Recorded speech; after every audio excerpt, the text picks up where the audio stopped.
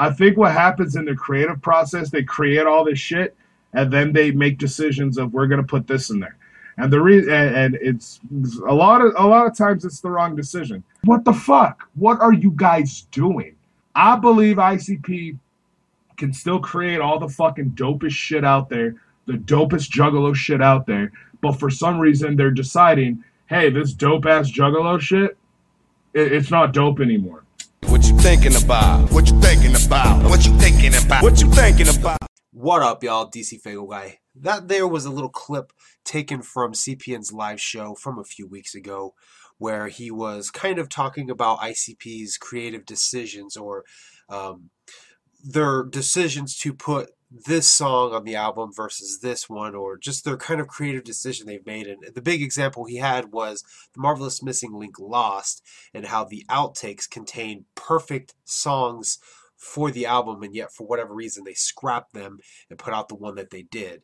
I have to fully agree with CPN on that. There were a lot of outtakes that should have been on the main album, but I've been thinking about this a lot, pretty much like any juggler really has, and really kind of asked the question is, why did ICP go soft? Now, in the past, I know I've said, and I'm sure a lot of people agree, that having kids probably has changed their lives. Of course, they're not the young, angry people that they once were, 20 years ago. They were younger, they were angrier at the world versus now. That all takes a big part into playing of why they probably don't make so much dark music now anymore. But we all know they have the ability to do it. You listen to the outtakes, you hear some dope tracks, and they do still put out a great deal of dope dark tracks. So what happened? Why did ICP go soft? And I don't think it's so much that they went soft, maybe they're choosing to go this route versus that route.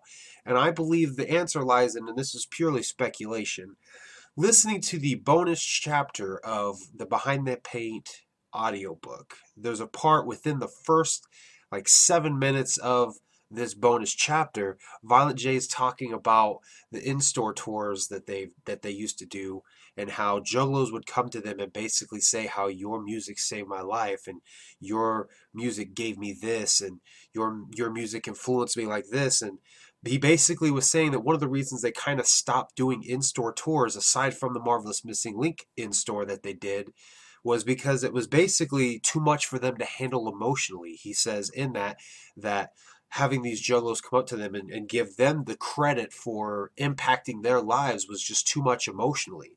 So I also have heard Jamie Madrox, and I believe maybe even Monoxide, say in interviews that they would have people coming up to them saying, hey, you saved my life. And just basically, give them all this praise for just how impactful their music was on them. And even listening to Twisted, you can hear a difference in their music. I mean, look at the continuous evolution of Life's Question Marks. There was a lot of deep, emotional, maybe meaningful tracks in that. The same way goes with Boondocks' most recent album, The Murder.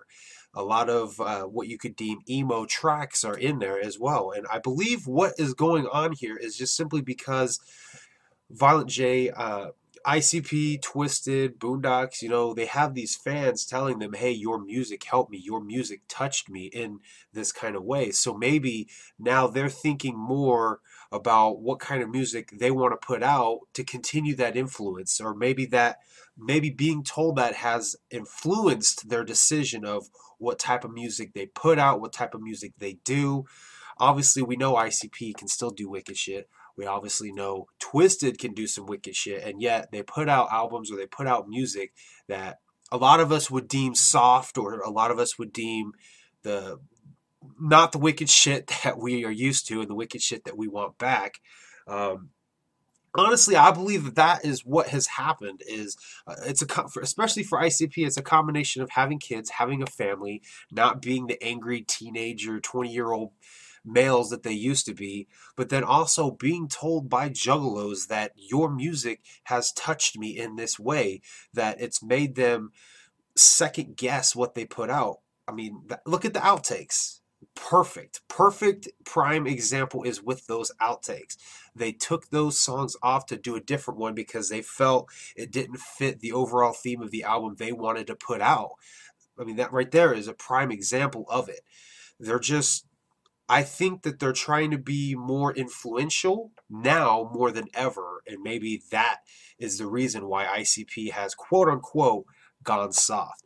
Anyway, leave your thoughts down below. Tell me what you think. Do you think they've just simply lost their touch, or do you think that they are purposely putting out more deep, meaningful tracks to try to help influence and touch future lives of listeners? Anyway, thank you guys for watching, and I'll see you guys next time.